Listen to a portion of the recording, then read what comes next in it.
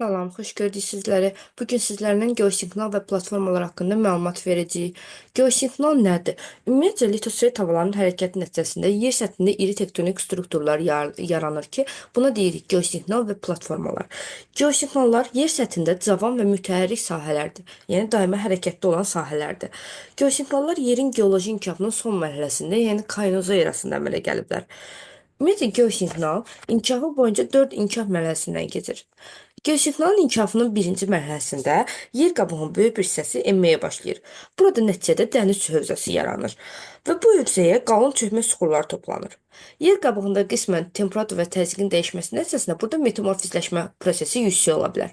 Deməli, birinci mərhələdə nə oldu? Çökmə suxur qatı, çökmə suxurlar toplandı. Geosignalın ikinci mərhələsində nə baş verir? Yer qabığında enmə prosesi davam edir, lakin, yəni enmə prosesi bu dəniz hövzələridir. Enmə prosesi davam edir, lakin digər hissələrində qalxma prosesi də baş verir. Yəni bu mərkəz hissələrdə qalxma prosesi də baş verir. Buna görə də çökmə suxurların toplanması ilə yanaşı vulkanizm fəaliyyəti artır və çökmə suxur qatları parçalanır. Nəticədə geosignallarda yaranır enmələr olan yerlərdə sinklinal geosignalın enən sahələrinə uyğun gəlir, enən. Və qalxma hissələrinə isə antiklinal uyğun gəlir. Antiklinal.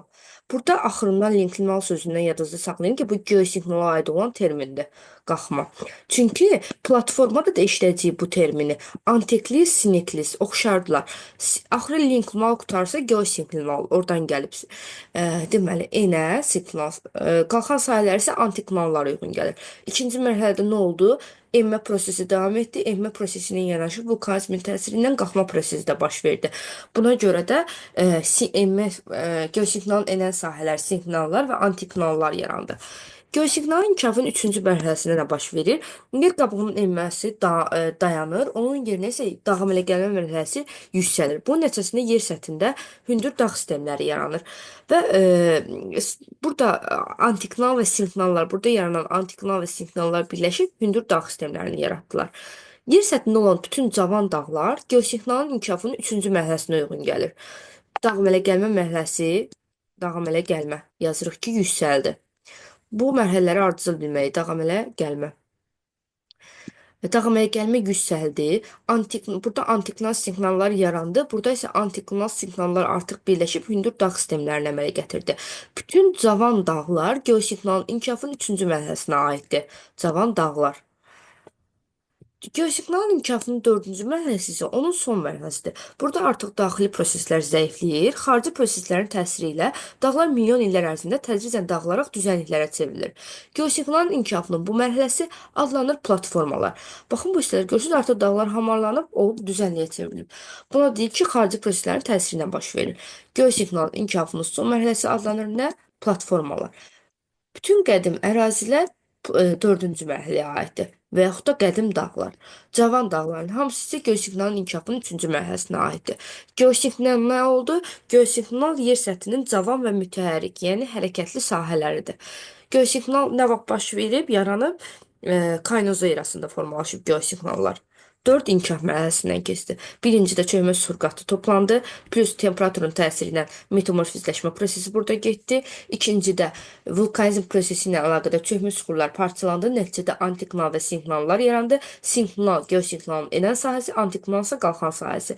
Üçüncü mərhələdə antiklinal sinklinallar birləşdi. Hündür dağ əmələ gəlmə prosesi sürətləndi. Antiklinal sinklinallar birləşdi. Hündür dağ sistemlərini əmələ gətirdi və bütün cavan dağlarımız üçüncü mərhələyə aid oldu. Dördüncü mərhələdə yer səthinin daxili prosesi zəiflədi, dağlar hamarlaşdı, nəticədə platforma yarandı. Bütün qədim dağlar və düzənliklər dördüncü mərhələyə uyğun gəlir. Bu birinci slaydımız. Keçək ikinci slayda. Deməli, İkinci slaydda sinklinal dedik ki, geosignalın enən sahələri, antiklinalsa geosignalın qalxan sahələri. Ümumiyyətlə geosignal zonalar yer səthində seismik qurşaqlarla üst-üstə düşür. Alt kordillер geosignal qurşağına Baxın, Ant Cordillera deməli, Ant Cordillera seysmik qurşaqdır, həmçinin geosignal qurşaqdır. Çünki geosignal qurşaqlar əsasən litosfer tabalarının sərhədlərinə uyğun gəlir. Sonra Alp-Himalay seysmik qurşağı və Alp-Himalay geosignal qurşağı, Sakit Okean odlu qövsünü göstərə bilərik buradan və eyni zamanda bu hissədən. Və daha sonra Orta Okean silsilələri, məsələn, Orta Atlantik silsiləsi var, Orta Hind silsiləsi var, Orta Sakit Okean silsiləsi var, Şimal Buzlu Okeanda da Orta Okean silsilələri var. Bunlar aktiv zonalar olduğuna görə vulkan və zəlzələlər də bu hissədə müşahidə olunur. Yəni seysmik zonalardır. Geosignallar da dedik ki, litosfer havalarının sərhədlərinə uyğun gəlir. Həmin hissələrdə geosignallar adlanır. Daha sonra sizdən soruşacaqlar ki, geosiqnalda yerləşən düzənliklər hansılardır? Məsəl üçün, Ant-Cordillera geosiqnal qurşağında Yukon yaylası, Böyük Hövzə düzənliyi, Meksika düzənliyi, Meksika yaylası daha doğrusu, Pireneya yarımadasında Meseta yaylası, İtaliyada Padano ovalığı, Türkiyədə Anadolu yaylası, Gürcüstanda Kolxida ovalığı, Azərbaycanda Kür-Araz ovalığı, İranda İran yaylası və Çinin ərazisində isə Tibet yaylası geosiqnalda yerləşən düzənliklərə nümunədir. Deməli, hansılar oldu, onları ölkə üzrə qeyd eləməliyik bir-bir. Daha sonra keçdik növbəti slayda. Dedik ki, geosiqnalın son inkişaf mərhələsi platformalar adlanır. Platformalar yer səthində qədim və sabit ərazilərə uyğun gəlir, yəni hərəkətsiz sahələrdir. Platformalar əsasən çölmə süxurların toplandığı yerlərdə daha çox olur. Yaranmasına görə qədim platformalara ayrılır və cavan platformalara ayrılır. Qədim platformaların əsası Kembriyə qədərki dövrdə qoyulur, yəni arxev və proterozoy eralarında. Bunlar hansı platformalardır? Şimali Amerika platforması, Cənubi Amerika platforması, Afrika platforması, Ərəbistan platforması, Hindistan platforması, Avstraliya, Çin, Koreya, Sibir, Şərqi Avropa, bunlar qədim platformalardır. Cavan platformalar isə iki dənədir. Qərbi Sibir Cavan platforması və Turan platforması. Bu platformaların əsası isə qoyulub Paleozoy erasında. Normalda qədim dağlar deyirik Paleozoy erasındadır, amma platformada elə deyil. Platformada cavan platformanın əsası Paleozoy erasında, qədim platformanın əsası isə Arxev və Proterozoy eralarında qoyulur. Arxev və Proterozoy eralarında. Yəni Kembriyə qədərki dövrdə qoyulur. Daha sonra keçirik növbəti slayda. Platformanın daxili quruluşuna gəldik. Platformalar quruluşuna görə iki hissədən ibarətdir. Platforma örtüyü və kristalik bünövrə. Platformanın birinci mərtəbəsini təşkil edir kristalik bünövrə. Kristalik bünövrə əsasən maqmatik və metamorfik süxurlardan təşkil olunub və buradakı süxurların yatım forması qırışıq yatım formasına malikdir. Bu hissəyə diqqət edirik. Alt mərtəbədə, baxın görürsünüz, burada bu hissədədir, burada bu hissədədir, burada bu hissədədir. Deməli, qırışıq yatım forması bura aiddir. Və maqmatik metamorfik süxurlardan təşkil olunub. Elə olur ki, bu hissələr filiz faydalı qazıntılardan zəngindir. Elə olur ki, platformada üst hissədə çövmə süxur qatı küləyin və yaxud da hər hansı bir kənar xarici qüvvələrin təsiri ilə sovrulur gedir və kristalik bünövrə yer səthinə qalxır.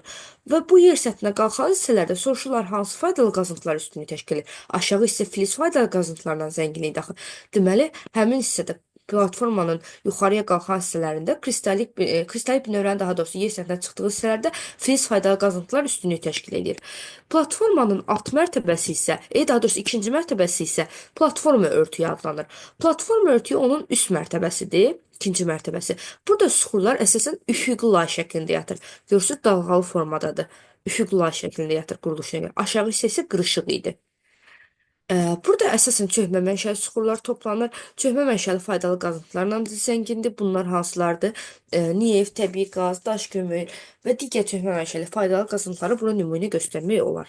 Bir də platformalar quruluşuna görə platformanın qalxan hissələri adlanır. Anteklis, antiklis, iz.